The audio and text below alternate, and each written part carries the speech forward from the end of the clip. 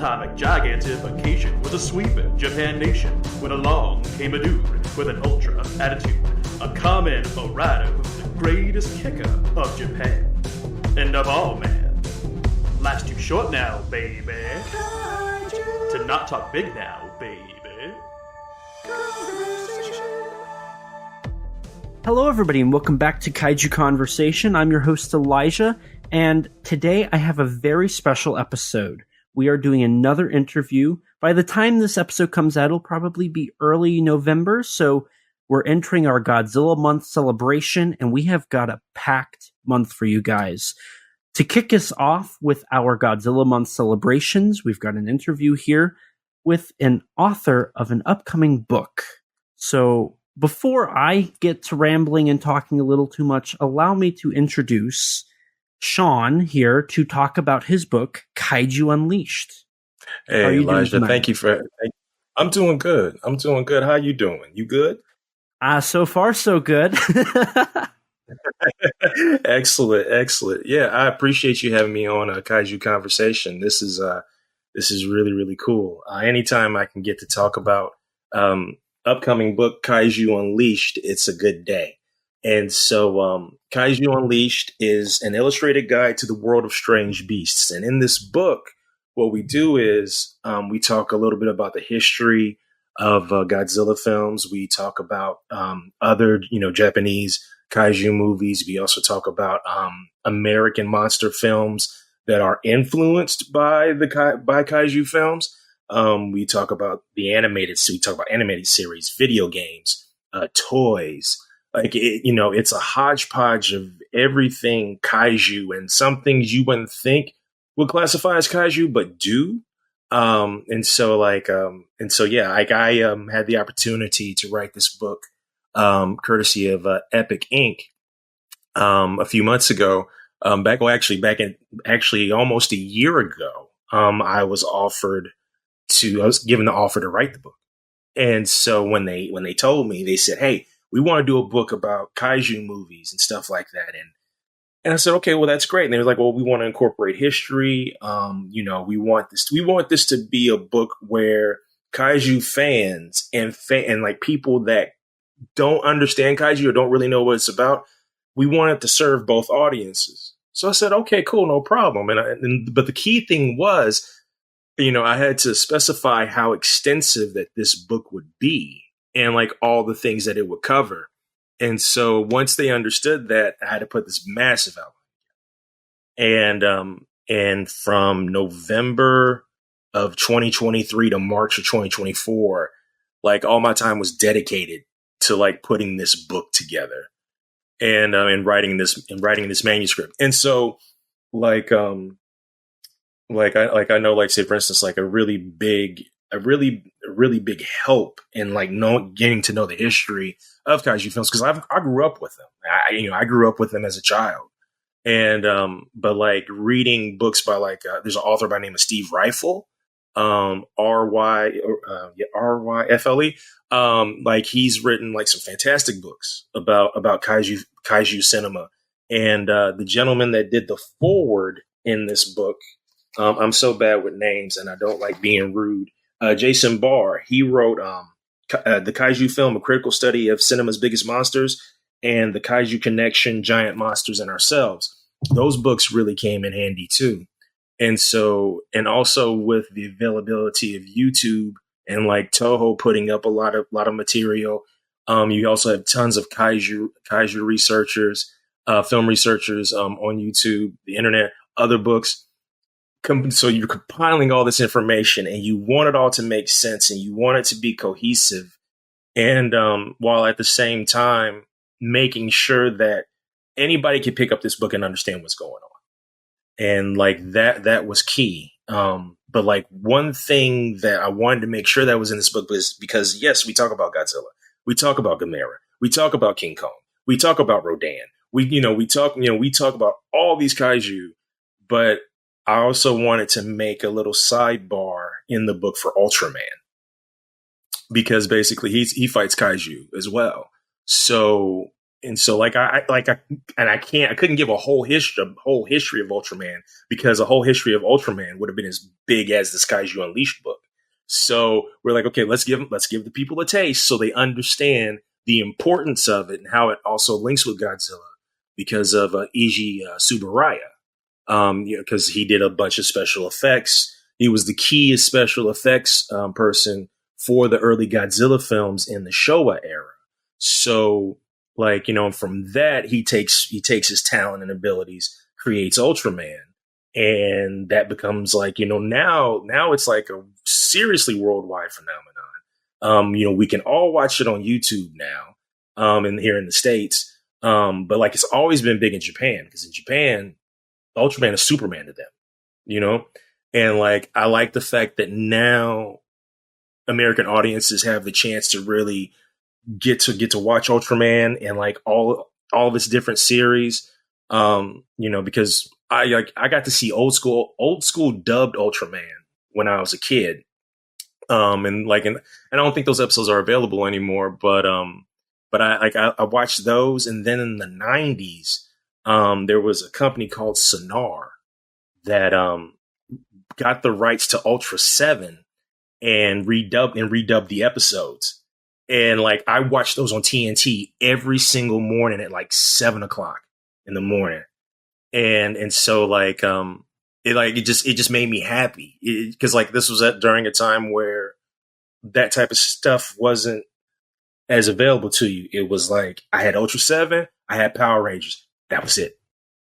And maybe a martial arts movie every now and then, but like, the ability to like just go and quickly acquire things via television just wasn't there. We could go to the video store or something else that doesn't exist anymore, and like try to find like, Godzilla films and other kaiju films. But like, a lot of times, a lot of video stores didn't have them, so then you're going VHS tape hunting, then you're hopping on the like internet forum boards and like doing VHS, tape swaps. So yeah, like I really had a blast writing this book.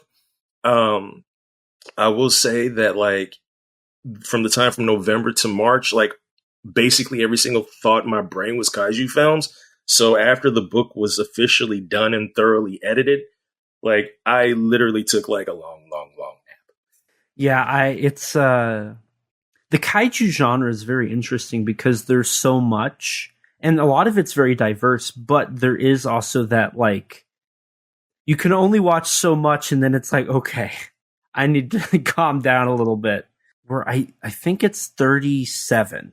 I think we're up to 37 Godzilla films, if you include the anime trilogy and the 5 American films now. Yeah. So, it's wild.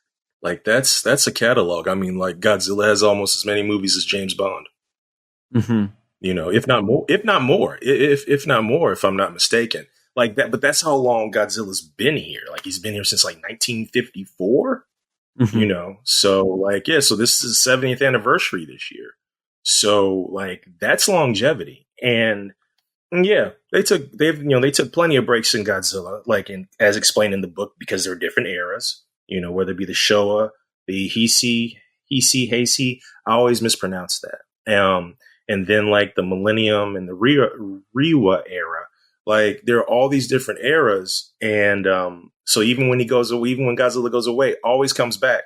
Sometimes it's a soft reboot. Sometimes sometimes the film only connects to the original Godzilla.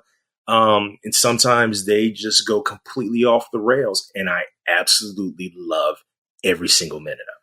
So with that being said, I kind of wanted to touch upon, you mentioned the compiling the research. You mentioned Jason Barr and Steve Rifle and various websites. So when you started conducting your research back in November, how did you start? Where was the jumping off point, and then like the further research? How can you kind of walk us through where that path went? Oh yeah. Yeah, sure. No problem. Like the first thing I did was like, I needed to learn everything about, I knew about Godzilla films, and I knew about director Ishiro Honda. Like I knew those things. Okay.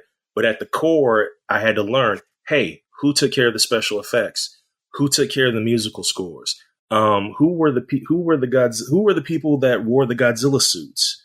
Who was the producer that spearheaded all this stuff? Those key things. Those things were super key for me, because from there I could learn, okay, Ishiro Honda stays with Godzilla for X amount of years, goes away, comes back, and then goes away for good. But Eiji Tsuburaya, as I said earlier, starts as a Godzilla special effects master, and then forms his own studio, creates Ultraman. And, I had to learn the key components of who did what. Yes, the movies are fantastic. I love them. But if we don't know, even the most basic level, who the creators are or who the Godzilla fathers are, then we would have problems. So that was the first thing.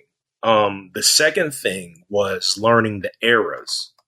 Because the thing is that I've had friends who are massive kaiju movie fans and Japanese cinema fans. And when they talk to me about Godzilla films, they always talked about that was a Showa era. And they would always say these things. And I heard them, but I didn't hear them. You know what I mean? Mm-hmm. And so I was okay, well, let me get a sense of what these eras mean and what they stand for. And once I had to research that, and then that helped me classify, okay, these films fit under Showa, these films fit under Heisei, these films fit under Millennium / Reiwa era, they fit over here. And so that was also a tremendous help. So it started with Godzilla, and then I was okay, well, now we got to, let's look at King Kong. Let's look at the American equivalent. Because the original King Kong came out in 1933. And so, let's look at King Kong. Let's look at all the things that spawned from King Kong, because a lot of people don't know, there was a sequel. There's a sequel to King Kong called Son of Kong, that came out, shortly after King Kong. People may not know that King Kong, the 1933 King Kong, has 2 or 3 different versions. I know people always make jokes about George Lucas going in and changing his films when he wants on Star Wars, but that happened a lot with King Kong too. And sometimes it was for, explicit reasons, a scene might be too explicit or for other reasons, but there are different cuts of King Kong. And so and I didn't know that, I had no idea. So, and the fact that in the 80s, which is something that I completely forgot about, was that they did a movie called King Kong Lives that has Linda Hamilton, who's in the Terminator, right? And this is during a period of time in the 80s where you would think this would work, and it didn't. That movie tanked hard. And it's not really a good movie either, but you can see here's the thing, that movie has heart, it has heart. I can see that these folks were really, really trying to do something special. You can see it, but it just doesn't come across. It just doesn't come across well enough, because we can always, if we have a suit actor, hey, it's fine. I'm good with it. It's fantasy. I can live with that. It's fine. But the thing is that if the cinematic quality isn't there, and it just takes away from the film. And so, yeah, that movie was bad. I watched about 45 minutes of it, and I was I can't do this. So breaking down the kaiju, the kaiju movies, from Godzilla to King Kong, Rodan had one film, Mothra, we talk about Mothra. So I learned about those films. I also had to learn about, relearn about Gamera. And so the cool thing about relearning about Gamera was that, the Gamera I was used to were the dubbed versions from producer Sandy Frank. That's what I grew up on. And those dubs are a hot mess. But they're great, but they're a hot mess, right? And so, so like I was able to watch, bits and pieces of the actual original versions of a lot of those old Gamera films, and they're great. Like there's so much like there's so much like I didn't know, like he is like, he's a hero to all children. And like also at the same time when I'm watching these films, I'm like, you only team up with children, Gamera. You only team up with the kids. But there's something about a space turtle that has rocket boosters in the back of its shell that I just find just amazing. So but yeah, and then had to break down the American cinematic side of things, and then also the foreign side of things, because outside of Japan there are other countries that make kaiju movies too.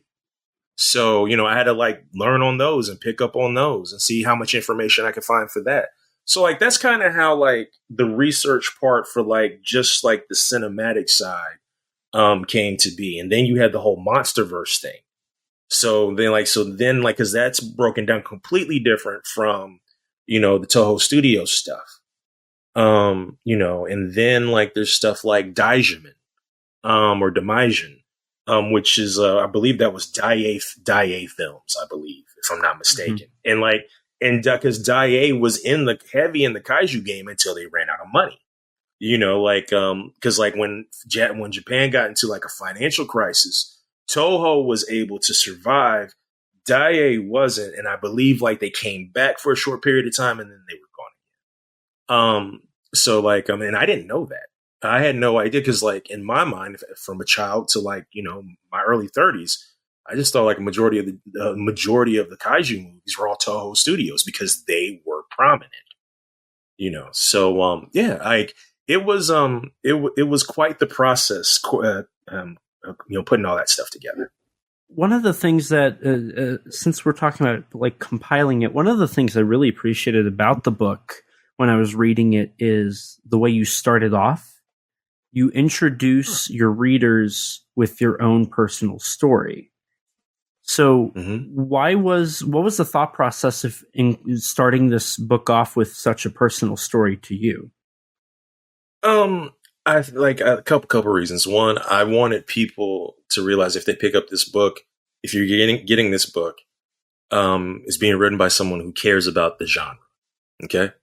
And also, like, I also wanted to get readers that feeling of those moments, and it doesn't mean it has to connect to a Godzilla film, but those moments of childhood where you saw something for the very first time, and it just like captivated you in such a way that it was the greatest thing ever, and no one could tell you otherwise, and you just wanted to talk to your parents about it and your friends every single day in the hopes of seeing it again. And I wanted to bring those feelings back. So then you get so excited that like, okay, let's learn more about these kaiju films and whatnot. But yeah, like that was a really big piece of it. Because sometimes we need to, we don't need to live in the Wayback Machine, but sometimes we need to just go back for a minute, reminisce, and, have a good time with it and move forward.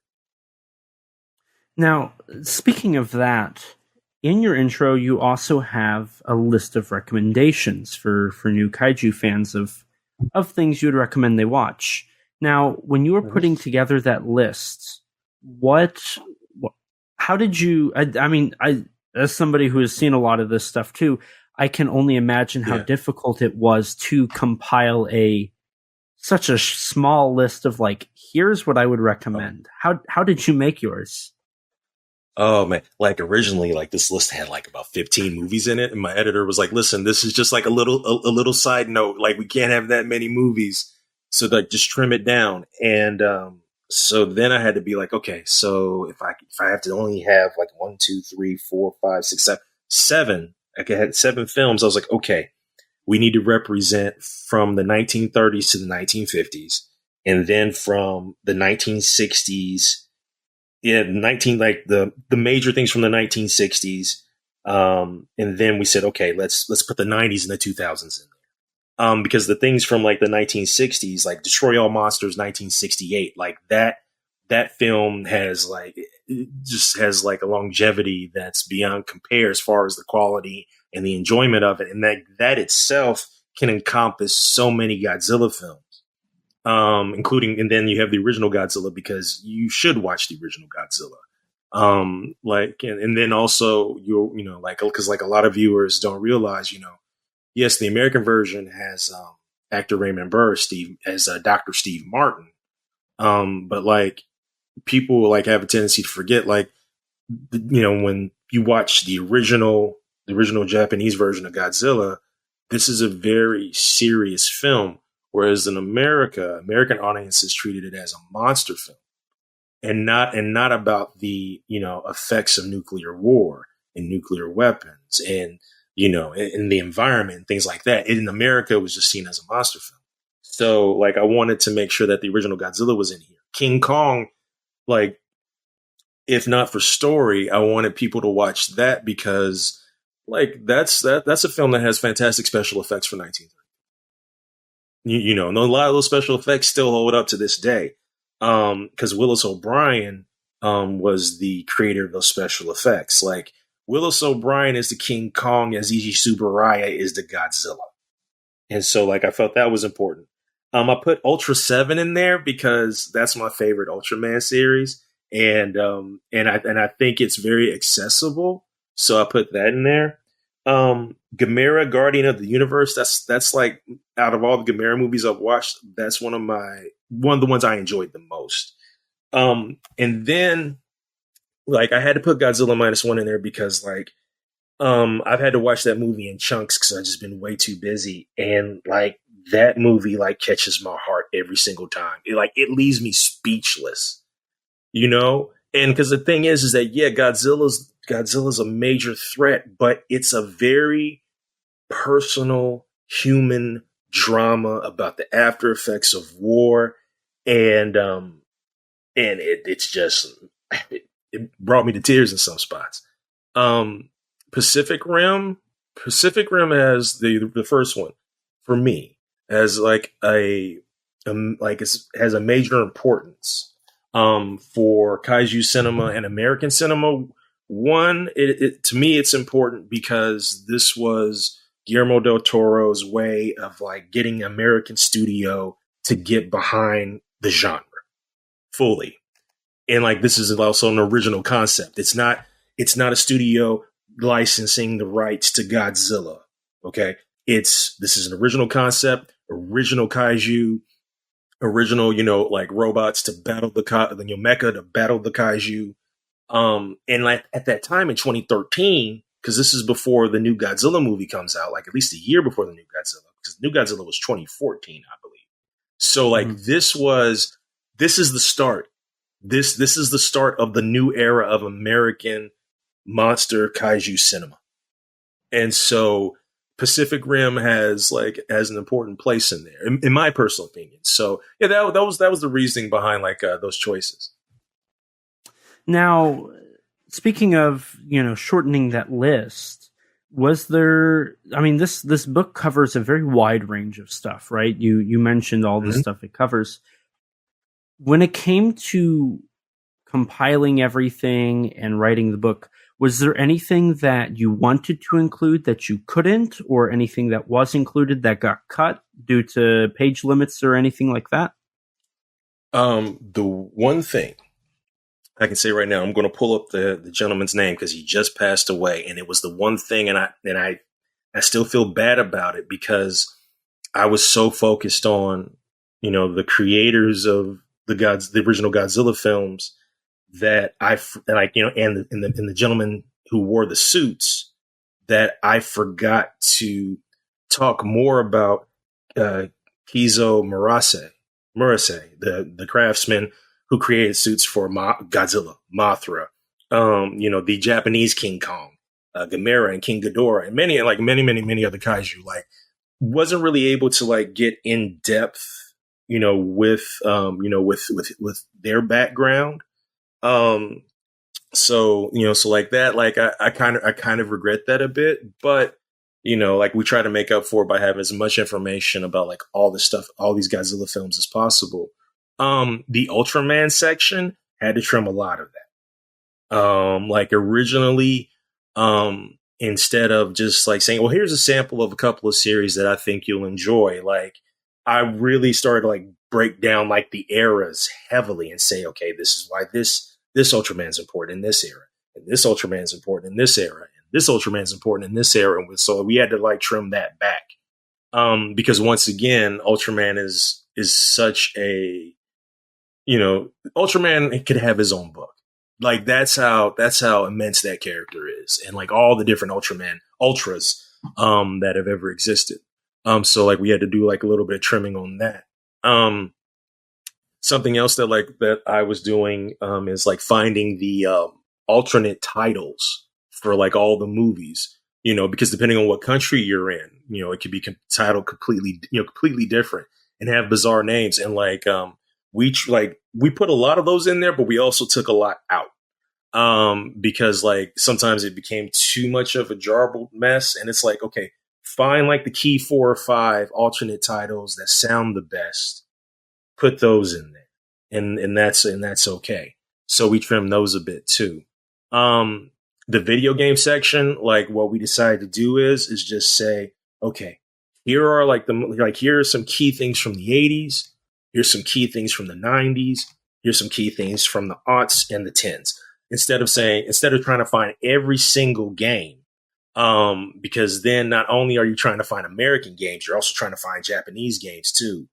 And that in itself, whew, that would have been a beast to try to do. So we said, let's just get the best that we know of from these decades, put them in there, and just run with it. Out of curiosity, so this book, another one of my favorite things about the book is it's got a very pleasant design. The layout of the book and the design is beautiful. Now, did you have any say in that? Were you involved in that process? Did that impact the writing at all? A little. It did impact the writing a little bit. Like I had a really cool editor, and let's see here. I think their name is in the back because I don't like missing names. So let's see here. Where's that editor? Katie McGuire. So Katie McGuire was the editor on Kaiju Unleashed. And so, like one thing she wanted me to do, she said, listen, we're going to need photos for this book. So she said, if you can like research, find photos you think will work for the book, whether it be movie posters, stills from films, advertisements and stuff like that. She was like, send them to us and we'll see if we can get the rights to those photos to put them in the book. So on top of writing the book, I got to do I get like image searching. So, like the way my writing schedule would go, I would go to work, come home from work, cook dinner, spend time with the missus and the dogs, go to the office and start writing. The next day we do it again, but this time it's all image searching. And so one day you're doing like nothing but Godzilla movie posters. You're doing nothing but, Godzilla movie posters from like all the different eras. Which ones are the most striking, which ones have the most like visual pop when you open up the book. And same with like the Mothra stuff and like all these things like Zeiram and like trying to find like the most like cool images possible, to sell the book. And so like that was very time consuming, but it was worth it. And as far as the layout goes, that was all Katie's doing. They had published a book about horror films 2 years ago. And like I got to see that book and like it laid out beautifully. And as someone like I'm not a really big fan of horror films, but I was like, this book is really cool. And so I knew that like if they made that book look so cool, I was like, oh, they're going to do a fantastic job with this. So like one thing that like Katie also wanted was, she's like, it's great that you're giving them all these facts about all these movies and stuff, but, give sidebars, just like little like kaiju facts. I think they're called kaiju facts in the book. She was like, do that. And like, because sometimes if you incorporate that fact into a paragraph, it might get lost. But if you just make it like a little kaiju fact, we can make like a little graphic for it, and it will pop on the page, and and then people have a better chance of remembering that fact. And they were right. So there was like a lot of time was invested in this book. Now, time, as somebody who I do my podcast, I do my regular job, I do a couple other side jobs. Time is something I know for every creative, every writer, everybody who does a lot of side stuff. Time is a very difficult thing to balance. Now, out of curiosity, what was that like, balancing work on this book? And this is not a small book. This is about 300 pages, if I remember correctly. It's about 300 pages. Yeah. How does somebody balance that huge workload with a day job, with family, with other stuff that goes on, obviously, between the November and March timeframe? Yeah. Some weeks are better than others. Like there were a lot of weekends where, because of the 9 to 5, Monday through Friday, I'm spending Saturdays and Sundays, like half a day on Saturday and like all of Sunday writing and researching. And then like during the week, it's like, okay, well, I'll dedicate Monday evening, Wednesday evening this week. Next week, I'll dedicate Tuesday, Thursday, Friday, as far as like the weekdays go. And so like, that's how I had to chart it out, because if I didn't do it that way, I would have got burned out really fast if I'm here every single evening after work, just like, writing this manuscript, because the original manuscript was over 70,000 words. And so like that got pared down. I forget what the final word count was, but yeah, there were many weekends where I was just like, okay, this is the time I'm going to dedicate to push as much as I can and get as much material in as I can to write. But yeah, like, during the weekdays, I just X'd out certain days on the calendar for the evenings that were for me to do my job. And then on certain weekends, we just went all in, because then that was the free time.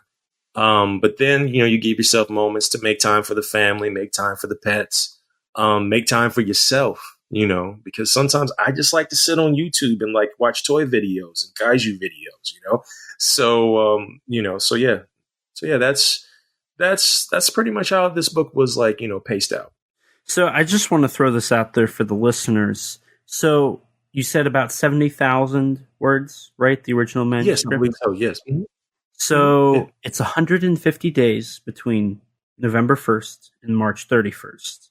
So if we're saying that you wrote daily, which I know you didn't, but if you had consecutively written every day, that's about 500 words a day. That's a decent sized essay. That's a web article, a day. Oh yeah. Oh yeah. Yeah. I never looked at it that way, but you're absolutely right. Yeah. It was an immense amount of writing for a very small window of time, for us to get the book out, and not, at the end of October. I'm still like, honestly, I'm amazed that I was able to push as hard as I was to get this book done. And Katie, pushed as hard as she could to like make the book look so beautiful. And like the cover is by an artist by the name of Daz Tibbles. He did the front cover and the back cover. And like the purple for this just really works. It really pops. And they also painted the outer pages purple, which is really cool. And so like, yeah, I'm so excited to like, for people to get this book. Like, I got my comp copies, probably about a week and a half ago. And, I had like I was at a small like comic and like library book show I was tabling. And I was like, oh, I could bring my copies of Kaiju Unleashed. And I was like, wait a minute, the book's not out yet. We can't break embargo. Put them back. So, but I cannot wait for people to see the book. Like, here's the back cover with King Kong. And so yeah, like, it's really cool. It's really, really cool. We just talked about kind of the time frame and kind of the some of the struggles there, but let's look at something a little more positive. Can you share any of your favorite memories of the development of this book? Yes. Like my favorite part is the animated part. Like I love the live action stuff. Don't get me wrong, but like I love the animated stuff because like cartoons are just like a very special part of my life. Like animation, especially 2D animation, has always fascinated me. Because there's so many different ways to tell stories in animation. I was a very big fan of the Hanna-Barbera Godzilla. And I still remain a fan of it to this day. Like all the episodes, I think with the exception of like 1 or 2 are available on YouTube. And even though it doesn't, it's not the same as the Toho Godzilla. It's not. And there were a lot of reasons as to why. Because Joseph Barbera and William Hanna only had the rights from Toho for Godzilla. That's it. If they wanted other kaiju, if they wanted King Ghidorah, if they wanted Mothra, if they like any Toho Studio kaiju, if they wanted that, they would have to pay an additional fee. If I'm not mistaken, I believe that also went for the special effects, like the Godzilla scream. And all those other things. So then they're also on the other side, they're dealing in American stuff, standards and practices. And this is like the 70s, early 80s. And this is before like Ronald Reagan lifts the code for like basically basically, long story short, like cartoons were allowed to sell products. So like if you like, say for instance, Transformers is a cartoon, but we're selling a toy line. And like a lot of the restrictions on American cartoons, and honestly, that's the only good thing Reagan did. Sorry. But like the restrictions on American cartoons were no more. And so like there were still rules you had to follow. But you could be a little bit more violent. You could punch somebody in the face. You could, blow up a monster and things like that. And so that's how you get the influx of like, Voltron. That's how you get, G.I. Joe, Transformers and stuff like that. But anyway, but in the late 70s, early 80s, there's standards and practices. And they're like, listen, Godzilla can't really punch nobody. You got to watch how violent you are on these things. So instead of atomic breath, this Godzilla, exhales fire. Okay. This Godzilla, instead of no atomic breath, he has laser beams that shoot out of his eyes, which is absolutely absurd. But I enjoy it anyway.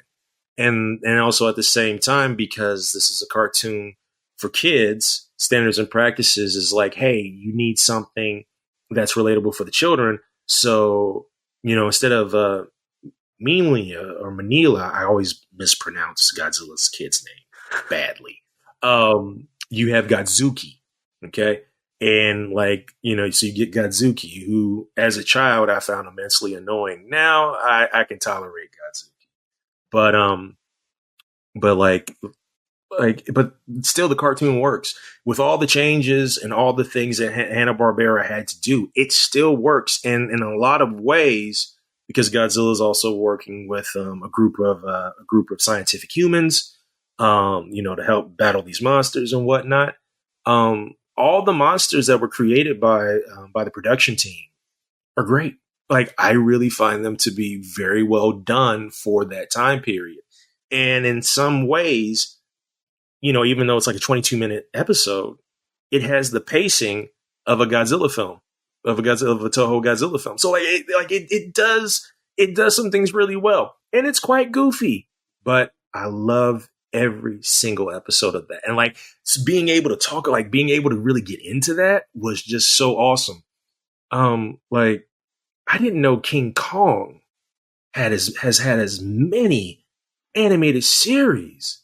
I didn't know he had so many, I didn't know about the King Kong show, which was like this Rankin Bass, Toei Studios collaboration type thing. And the thing is that cartoon, is basically spins off of King Kong Escapes. and I had no idea about this show.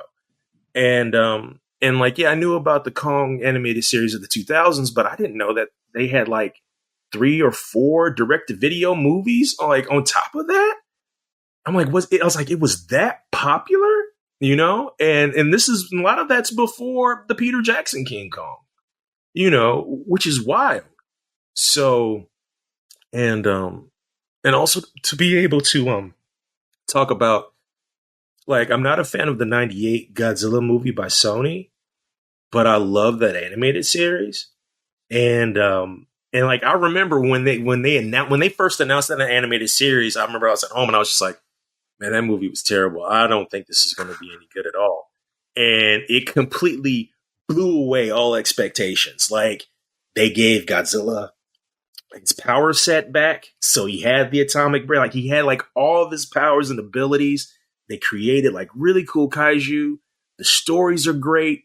Like, that animated series is way more better than it ever had to be compared to that film. But yeah, like that. So like the animated section is a very, very special part for me.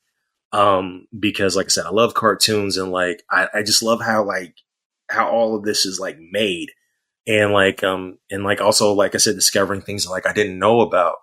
It's just a lot of fun. There's one section we haven't talked about yet, and that's the foreword. You mentioned it earlier, that you have a foreword by Jason Barr. How did you get him to write the foreword for this book? Well, Katie McGuire had asked me, like, I gave her like a list of names, and like Jason Barr was one of those names, if I recall correctly. And so like a few weeks later, this was around, I want to say maybe February-ish. And so she told me, she was like, yeah, Jason Barr's going to write the foreword. I was like, excuse me? She's like, yeah, he's going to write the foreword. I was like, oh, that's awesome. And so like I read the foreword, like, probably like basically, I think it was like a few weeks after I finished the book, and they showed me like a, uncorrected proof. And, the next day after looking at the uncorrected proof, Katie sent the foreword over to me, and I was just blown away, man. Like it was so kind, and like he gets it. Like, he's, you know, when he said, what you hold in your hands right now is the latest victory over a personal kaiju. Shawn Pryor has faced down the beast of composing, researching, and crafting this book full of unique and interesting insights. This is a victory for Shawn in particular, but for us as well. We have at our fingertips yet another pathway towards understanding the labor and the triumphs of the kaiju genre. We all benefit from Shawn's victory and all of those that will follow. Like, I've never had somebody like say that, you know, about one of my books. And so, like I was sitting in my office reading it, and like I teared up a bit, and I was just like, wow. I was like, so like somebody, like, you know, thinks that highly of me and the work that I've done for this book. And it's just, yeah, man, it's a great feeling. Outside of this, you have done a good amount of other books. And I wanted to talk about those a little bit to get a better grasp on who you are as an author. Okay. So what exactly is your background in writing? Okay. Well, originally my background started, like I started writing professionally like in 2007. And like my focus originally was comic books.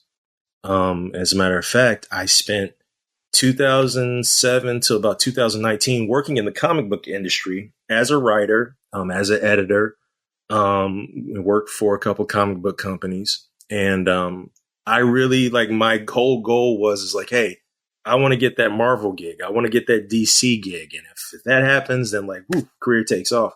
And it didn't really work out that way, which is fine, you know, which is fine. Like, there's still some things in comics that I was able to do, you know, so like, I was like, hey, I did okay. I did fine. But like in 2019, that's when I kind of made a little bit of a career shift. I didn't abandon comics or graphic novels, but what I decided to do was widen my net and start to write other things. So, excuse me. In late 2018, there was a book company, Capstone, and they do like books for kids and teens. And they said, well, we do this sports series. The brand name is called Jake Maddox. That's the brand name. And they were like, well, you want to write like a 5,000 word baseball book? And I was like, well, I've never done that before, but yeah, I'd love to. And so that book then led me to have another Capstone editor reach out and say, hey, do you want to write like these kids sports stories books? And these are for like, kindergartners and first graders. And I was like, well, I've never done anything like that. If you send me a sample, I could definitely give it a go. And then that led to the next thing and the next thing. So in my time working for Capstone, like I've written like graphic novels, like scary story graphic novels, historical graphic novels, kids prose and, sports and stuff. And like children's books. And also like one actual historical book about the Greensboro lunch counter sit-ins, which I believe is available for sale at the African American Museum of History in Washington D.C. It's also available on Amazon and wherever you can get books. But but like Capstone like really opened up my world. And then as I started to write for Capstone, I landed a literary agent. And that literary agent like helped open doors that like I could never open, because like here, for example, like I have a graphic novel coming out next year, drawn by artist Del Hahn called Fast Break. And like, that was my first ever book deal. And like as far as like a personal creation, like in that we signed that contract in like I'd probably say like late 2020. And the book will be out next year, and I'm excited for everybody to see it. That opportunity doesn't happen if I don't have an agent. And because of that, that also led to me, working with a Penguin Random House to write from the Who Is Who Was series, Who Is Shawn White, which just came out a few weeks ago. And like, and those books are like New York Times bestsellers. The whole series is a best-selling series. And to like get on and do that was something completely different. Like that book and Kaiju Unleashed like really challenged me. Because like the Shawn White book, that editor was hardcore, but in the best way possible. Cause she was like, this is how we write these books. This is the style. Don't use these words. Don't use this word here. Use these words instead. I got a fact checker right here to check everything. If we find something that doesn't match up, you got to show me where you found it. Like it was hardcore, but it all paid off in the end. It all paid off. And it was the same with Kaiju Unleashed. I'd never written a book like this before. It was something that like I always wanted to do, like, but like these types of books, like I didn't really know how. And, but then like when I sat down and started to put the outline together, it all started to make sense. And they agreed to it.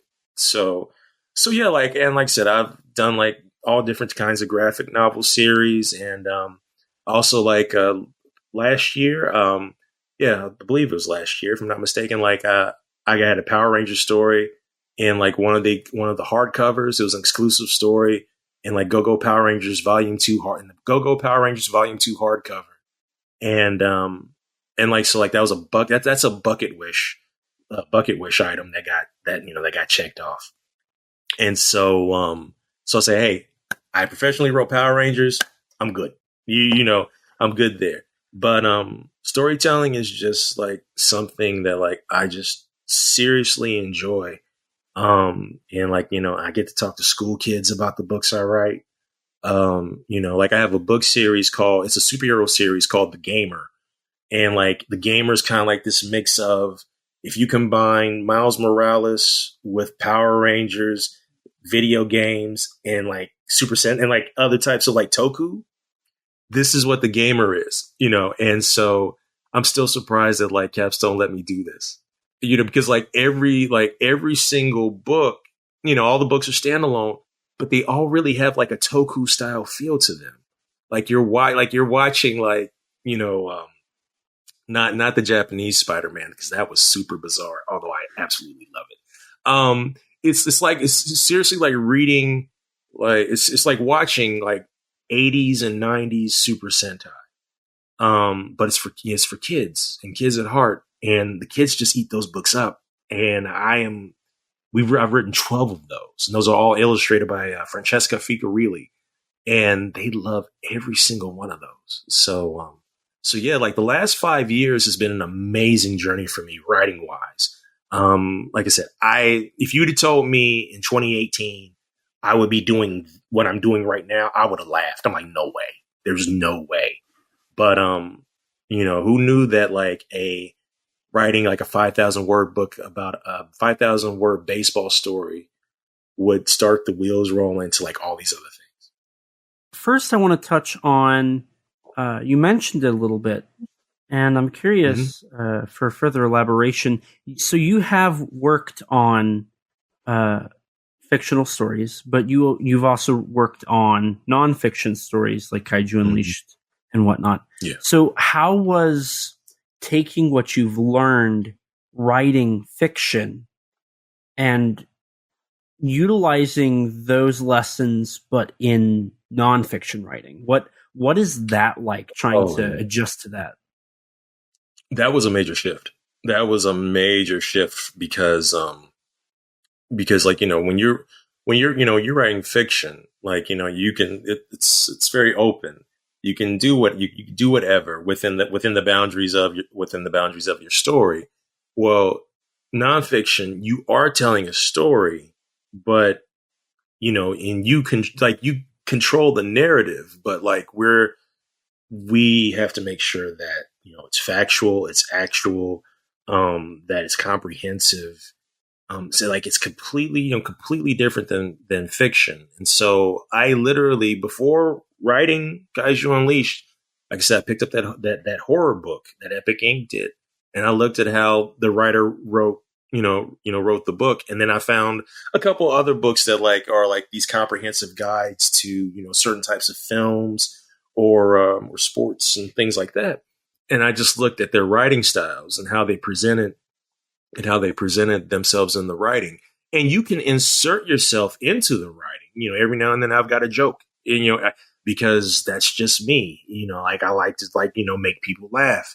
And so, because like I had a SpongeBob joke in the book, because and I forgot what it was in relation to, but it worked.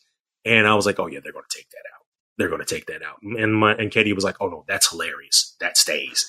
So like it did take a while to like get the feeling of the writing down. Cause like when I first started turning in the first like 10 pages, the editor came back and said, okay, this writing style is fine, but you need to look out for these things here. You need to make sure that when you're explaining this, that people understand who these people are and how we phrase these sentences and all these other things. And so, and then gave some examples. And once I had those examples, I was good. And from there, we just kept it moving. Same with the Shawn White book, man. Like the amount of detail that they wanted, for kids, because once again, it's a book for kids, but the amount of detail they wanted was very intense. And so I remember they were like, well, if you don't understand, they sent me like a stack of those books, a big old stack. So I'm like reading Who is Bruce Lee. I'm like, oh, okay. And I'm reading Who is Shaquille O'Neal. Yeah, like all these, I'm just like literally just absorbing them as much as I can to try to understand the writing style. And then with that one, and like with that book, like I can't make jokes. You know what I mean? Like if anyone makes the joke, it has to be Shawn White who has a joke, not me. And like that joke has to be actual and quoted. Like, so that's a completely different thing. So, but like it took a lot of work, but like I said before, I had really great editors and that helped shape these books and make them what they are. Talking a bit about your fictional work, I wanted to talk about, because despite some fan differences, Power Rangers is right next to Godzilla, Kaiju Tokusatsu. It's in that same genre. And you've written official work for Power Rangers. Now, how did that happen? Okay. So, like years ago, like me and there's an artist by the name of George Cambadase. I paid George to do a Power Ranger story, an unofficial Power Ranger story, which is available on my website to read. If you look in like my list of, if you look at books, click on list of books, scroll down, there should be a link there. You can read it there on the website. But I wanted to do a special Power Rangers comic. Like there was an episode of Power Rangers during Power Rangers Wild Force. The episode was called Forever Red, where like pretty much all the Red Rangers reunited. Like the only one that was missing was Rocky. But like all the other Rangers from that time, from like, from Mighty Morphin to Wild Force, they were all there. And so it's a great episode. And like anytime there's like a team up or like a special appearance, like it's all like everybody's grading it on the Forever Red scale. Okay. So I wanted to do one, but I wanted to use like Black Rangers, like the color black. So like it's Zach, Zach is from MMPR, Carlos from In Space. It's the Black Alien Power Ranger. It's what's his face from Power Rangers Lost Galaxy, Magna Defender, and also Cassie from In Space, because Cassie is taking over the role. Like for this book, Cassie took over the role of the Phantom Ranger, right?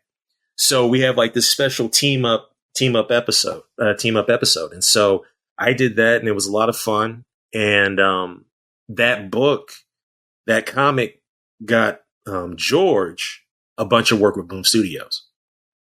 And so then a couple of years passed.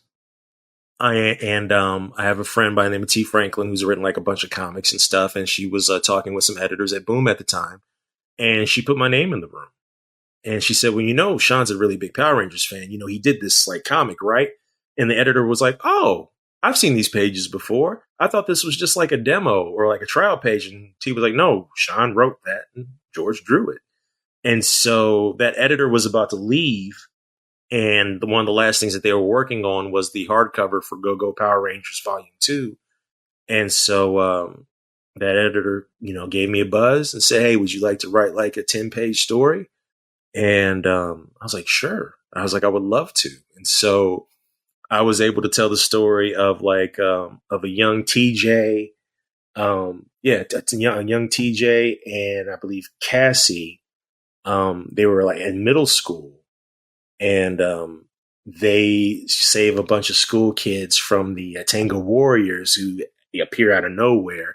And then at the end, like near the end, like like TJ and Cassie have done as much as they could do, but like the monsters are about to get them, and then the actual Power Rangers show up. And so, and save the day. So, but to be able to also write an origin story about TJ and Cassie was super cool. And, like I said, I've always been a big Power Rangers fan. I'm a big Super Sentai fan. Like, because of Power Rangers in the early 90s, once again, before the existence of YouTube, all we really, and stuff like that, all we had was forum boards. Social media was not a thing yet. So when I found out that Power Rangers was Zayu Ranger, like I'm going to all these forum boards, and then I find like all these tape sites, and they're like, for X amount of dollars, we'll send you like, whatever episode numbers you want. We'll just put them on a tape for you and send them to you. And that's when like I started to learn the difference between the American version and the Japanese version, because like in the Japanese version, the Green Ranger, Burai, that dude's a beast. He's ruthless. He's cold blooded. And so, and like, in that show, he dies, like he dies. He does not come back. Tommy loses his powers, gets his powers back, loses them again, becomes the White Ranger from Die Ranger so they could keep the other suits. But dang it, I done lost track. Yeah, but no, that's how the Power Rangers story came to be. Now, out of curiosity, and on your website you have this. Now, your favorite Power Ranger is Zach, correct? Yes, it is. So what's the story behind that? Like it's kind of a joke, but it's also kind of serious at the same time, because like in my author bio it says, Zach from Mighty Morphin Power Rangers is the greatest black superhero of all time. Once again, this is the 1990s. There aren't a lot of black superheroes.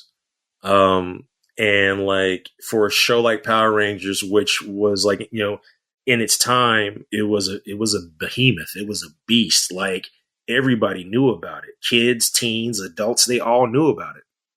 And like, it was such a prominent superhero team to actually have like a black dude on the team that could scrap just as well as everybody else on the squad was just great. It was just awesome. And so like, that was really cool. Because we just didn't have that. We did not have that. Like we had movies like Meteor Man with Robert Townsend and Blank Man with Damon Wayans. And like Meteor Man has like, it holds a special place in my heart, but still it's like, it's okay. Like Blank Man is just ridiculous. And so like, but like, this was like the Power Rangers were like the closest thing outside of comic books that I was going to get that were superheroes. And so like Zach, that character I just think he's awesome now. And I always joke that I was like, you got to understand, this is before the Black Panther. This is, decades before the Black Panther movie, y'all. And so like Black Panther is to one generation as like, Zach is to another generation, so to the older generation. So, but yeah, that's why like Zach is like one of my favorite superheroes to this day. Now, out of curiosity, you've said this in a previous interview for Kaiju Unleashed, and you've mentioned a little bit of this here. Now, you've talked highly of comic books. You've talked about the entertainment you've grown up with. You've talked about movies that you loved.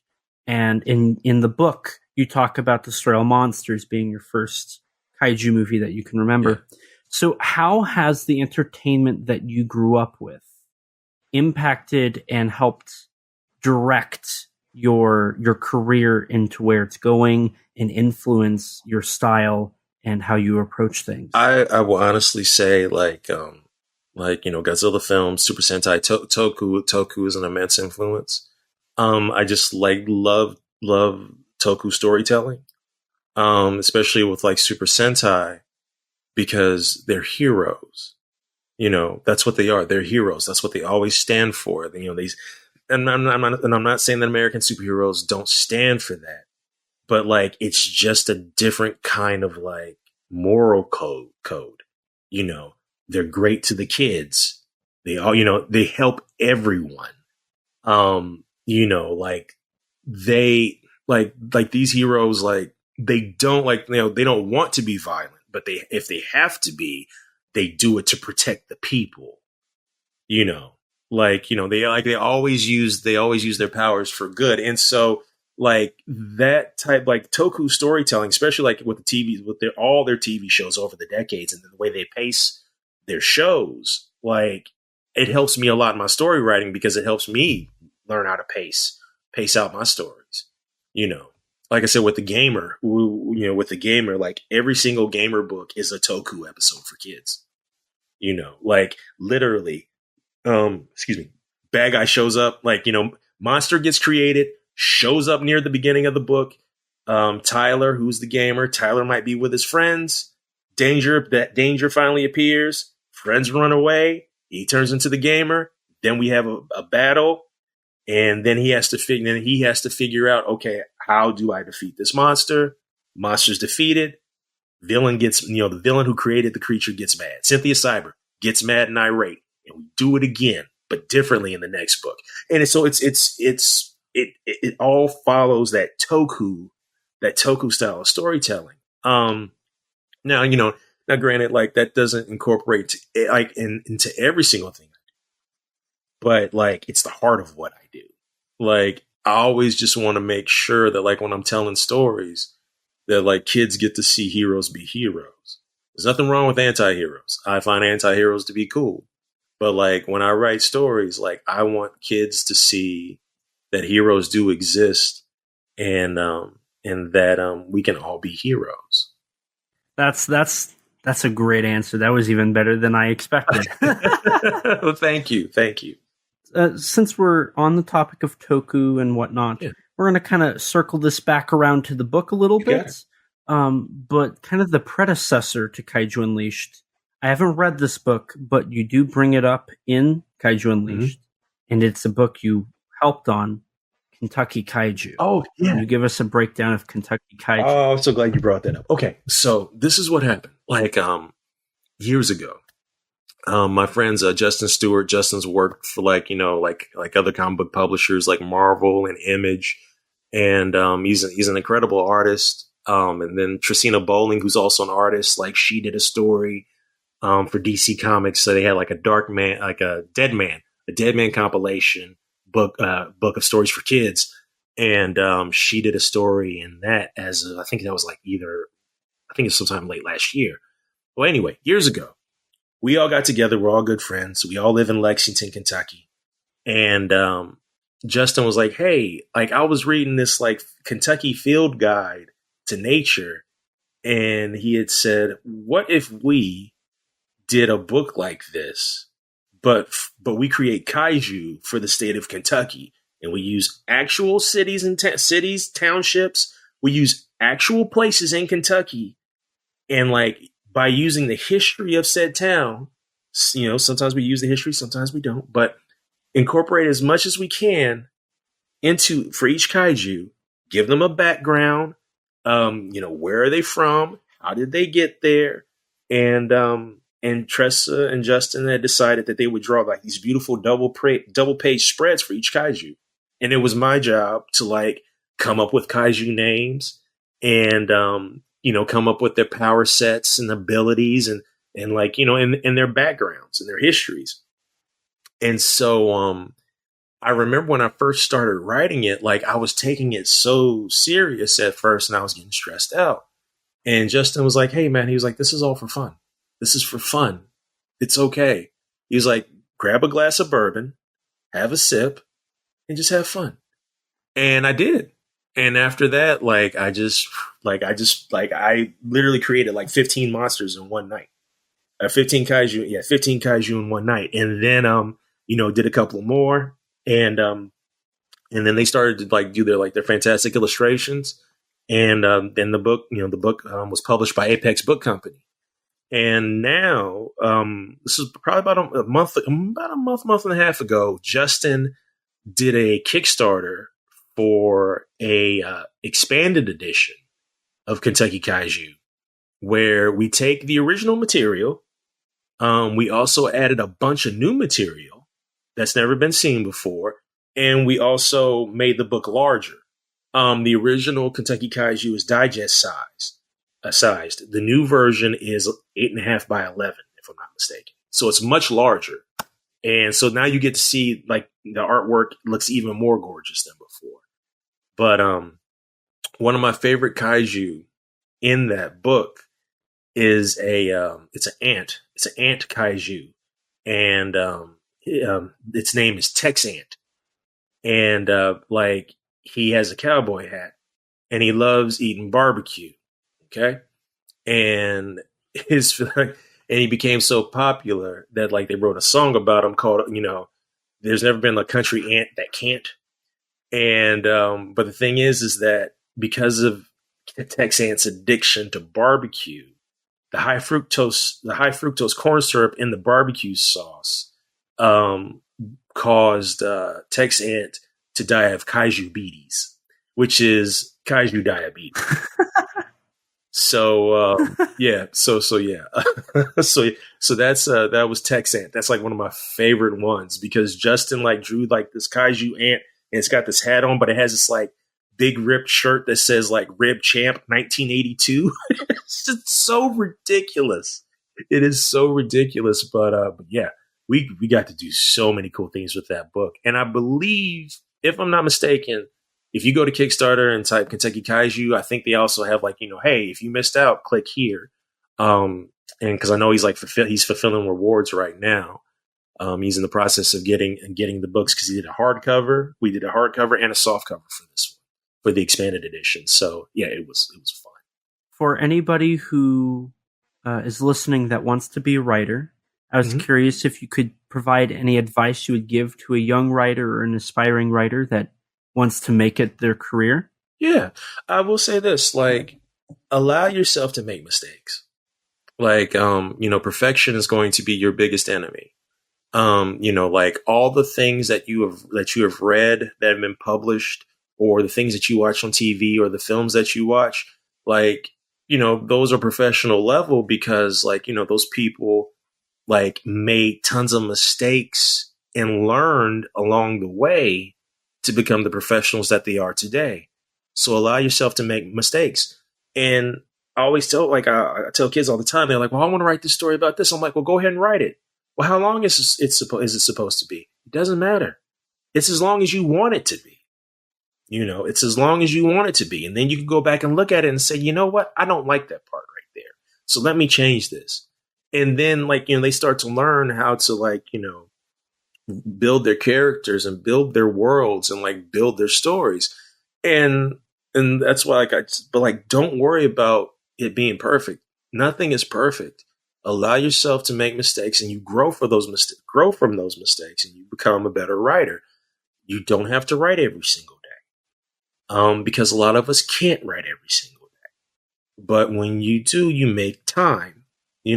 If you only have 3 hours one day a week to write, okay. If you got 20 minutes 2 days a week, it's okay. We all have different lives. So we all do this differently, people have to find kids, teens, adults all have to find the proper time or times that work for them. And don't compare your work to other people's work. And I know that's tough to do. Trust me, I know that's tough to do because but the thing is, if anything, remember this: comparison is the thief of joy. Okay. Comparison is the thief of joy, because like when I used to work in comics, it was a thing of, it's like, man, I really wanted to get this gig over here at this publisher, and I see all these other people that that hadn't been in the game as long as I had, getting all these really cool gigs, and that made me forget of the things that I made that were really good. And I didn't appreciate it because I was too worried about what everybody else is doing or what they have done and been able to accomplish that I wanted. No, and the thing is, I can't compare my career to somebody else's, and they can't compare their career to mine. So don't worry about that stuff. Don't. And then seriously, the moment I stopped worrying about that stuff, that's when everything changed. Everything. And so, but yeah, and have fun, man. Life is short. Have fun.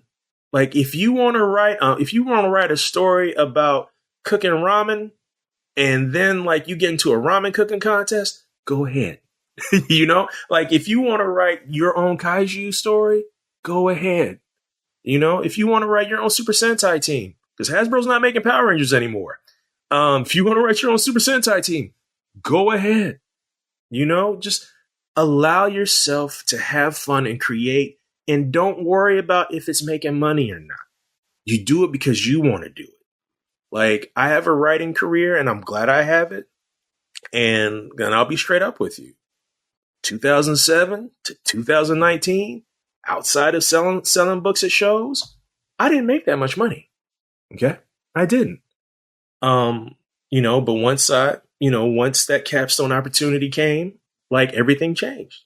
And so now, my writing career is, supplemental income. Some years are awesome. Some years are okay, but through it all, the most important thing is that I have fun writing these stories through it all, because the 9 to 5 is right around the corner, and that pays all the bills. So, writing books allows me to buy toys. Anyway, and buy other books. Like we have tons of books in this house. So many books. We literally have a library. That's how many books we have in this house. So yeah, but just allow yourself to live, have fun with this. Don't stress out about it. And the more you do it, the better you're going to get at it.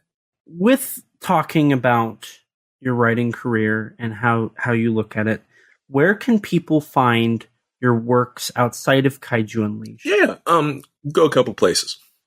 You can go to my website, ShawnPryor.com. I need to update it. There's a lot of my material on that website, but like I need to put Kaiju Unleashed on there. I need to put Who is Shawn White on there. There are tons of other books I have to put on there. You can also go to bookshop.org, type my name, and if you type my name in the search, it will show all my books there. And then that way, if you buy something from bookshop.org, you're literally buying books from independent booksellers. And so that helps the independent bookshop community. But if you don't want to do it with bookshop.org, if you are an Amazon.com person, that's fine. You can type my name and if you see one of my books and you see my name, it's highlighted, click on it. It will take you directly to my author page. And you can see any book that's available, whether in Kindle format, hardcover, or paperback. BarnesandNoble.com, same thing. Type my name. They'll have a ton of my books there. Let's see here. Where else? And on the internet, say for instance, via social media, when Twitter isn't a cesspool, you can find me there at Shawn R. Pryor. And you can find me same on Blue Sky. Hive, when I have time to look at that, I think I check my Hive account once every 3 weeks. But Blue Sky and Twitter are where I reside. On Instagram, I'm at the Shawn P Show on Instagram. And but yeah, that's where you can find me. Awesome. Now, as for the book we're here for, Kaiju Unleashed, yes. One thing I love to ask every guest I have that has a project they're working on and they're here to promote it, I love asking, what is the one thing that you can guarantee that you want your audience to know that you guarantee they will get out of this book? One thing that I will guarantee is that when you read this book, you will not only learn about the basic level history of kaiju cinema, but you will also learn that Hanna-Barbera once had a cartoon called The Great Grape Ape Show, and which was a purple kaiju ape that sat on top of a van driven by a dog named Biggly, and they had mystery adventures together because that's one thing Hanna-Barbera loved doing was making mystery cartoons every single time in the 70s. If it wasn't a mystery style cartoon, it was a Flintstone style cartoon. That was it. And so you will learn about the Great Grape Ape. And I know that's a name that a lot of folks today don't know about. But me growing up as a kid, there used to be this thing on USA Network called Cartoon Express. And it would run in the mornings from 7 to 10. And then in the evening from 4 to 7. Okay. And so what they would do is they would get the rights to Hanna-Barbera cartoons. The old Hanna-Barbera cartoons would just play them. Okay. And so that's where I first saw the Great Grape Ape. And I was just this is a 50-foot grape ape having mystery adventures with a talking dog. How can I not watch this? So yes, you will learn about the Great Grape Ape if you get a copy of Kaiju Unleashed. You will also get to learn the difference between the Toho Godzilla and the MonsterVerse Godzilla. Okay. You will also definitely learn a little bit about the fact that Toho has an obsession with Frankenstein, and that they really wanted the Kaiju Frankenstein series to be a thing. They really wanted that to work. I believe they got 2 films out of that, but they wanted that to be a big deal, and it didn't work out the way they thought it would. So, but yeah, there's so many really cool things in this book, and I hope you pick up a copy, and I hope that you enjoy it. Now, where can people pick up a copy? Oh yeah, they can pick it up pretty much anywhere that books are sold. As a matter of fact, I believe you can get it at you can get it from Barnes and Noble, Amazon, Bookshop.org, Books A Million. Anybody that's selling books, like any bookseller that is selling books, or like I said, or a site like Amazon that sells everything, you'll be able to get it at any of those places, and it is available as of October the 28th or 29th. Well, Shawn, thank you so much for coming on here and not only talking Kaiju Unleashed, but your other works and what you have grown to love over the years. So thank you so much for coming on here. I had so much fun here. You have such a great aura. I love the appreciation for Grape Ape. So thank you so much. I really appreciate it. Elijah, you are more than welcome. You're a fantastic host. I had a wonderful time. And that concludes our interview with Shawn Pryor on his upcoming book, Kaiju Unleashed. I want to say a special thanks to Steve Roth from the Quatro group for arranging this interview and getting me in contact with Shawn, and a special thanks to Shawn for coming on the show and doing this interview. For anybody who's interested in purchasing Kaiju Unleashed, an illustrated guide to the world of strange beasts, it's now available on any major retailer website to purchase. Celebrate the world of monster movies and beasts with Kaiju Unleashed, a complete reference guide to strange creatures in film and how they came to be. Kaiju, Japanese for strange creature, is a film genre that emerged in Japan in the early 50s. The movies center on giant monsters battling humans, machines, or other beasts. First popular in the 50s and 60s, this film category has stomped its way back into mainstream culture. This comprehensive guide features a foreword by Jason Barr, author of the Kaiju film and The Kaiju Connection, a thorough discussion of monster movies, Gamera, Rodan, Destroy All Monsters, insight into how Kaiju has impacted international films, Ant-Man, Attack the 50-Foot Woman, Jurassic Park. Stunning movie posters and film stills, plus fan-made tributes to some of the Kaiju classics, Godzilla, King Kong, Mothra, Pacific Rim. If you are a Kaiju fan or are interested in Kaiju's cultural influence worldwide, Kaiju Unleashed provides the perfect general introduction to the genre, reference to its film highlights, and celebration of its practitioners, trends, and stories. Featured are Kaiju classics like Godzilla, Mothra, and Rodan, and more modern takes on Kaiju like Jurassic Park, Ant-Man, and more. This book incorporates the full history of Kaiju in film and television, making it a great introduction for all fans of the genre. Author Shawn Pryor's work includes the middle grade graphic novel Fast Break and high-low reader series The Gamer, the Cash and the Carry series, and several books for Capstone's Jake Maddox Sports and Adventure series, Graphic Library, and the Sports Kids series. In his free time, he enjoys reading, cooking, listening to streaming music playlists, and talking about why Zack from the Mighty Morphin Power Rangers is the greatest black superhero of all time. And with that, we're going to wrap things up here. So thank you guys so much for listening. Shawn was such a great guest, such an interesting conversation to have. So please definitely check out Kaiju Unleashed. As for the podcast, don't forget to rate us on iTunes. That boosts our ratings and helps us get recommended to more people just like you. If you don't have an Apple device, which I don't blame you, that's a lie. I'm reading this off of a MacBook. I need to redo this script. But you can rate us on Spotify.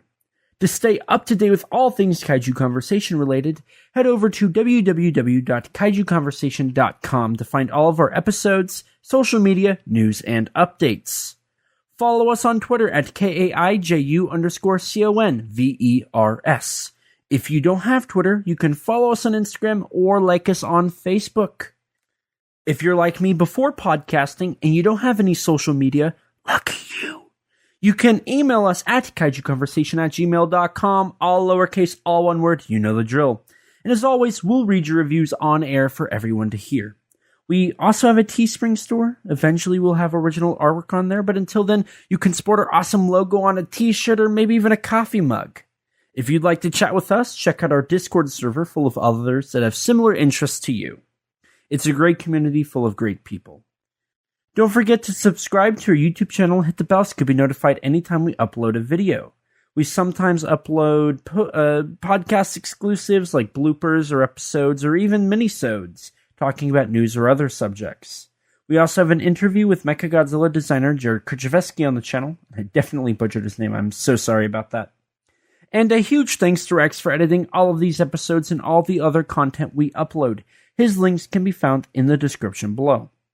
Along with Rex, we'd like to give a huge thanks and shout out to Danny DiManna of the Godzilla Novelization Project for his amazing vocals on our theme song. You can support him by following him on Twitter at danzilla93_GNP or visit his website, GodzillaNovelizationProject.com. And a huge thanks to Grattan Conwell from the podcast Giant Monster BS for composing the music for our theme song. You can support him by following the podcast on Twitter at Giant Monster BS or on any podcast platform under the name Giant Monster BS.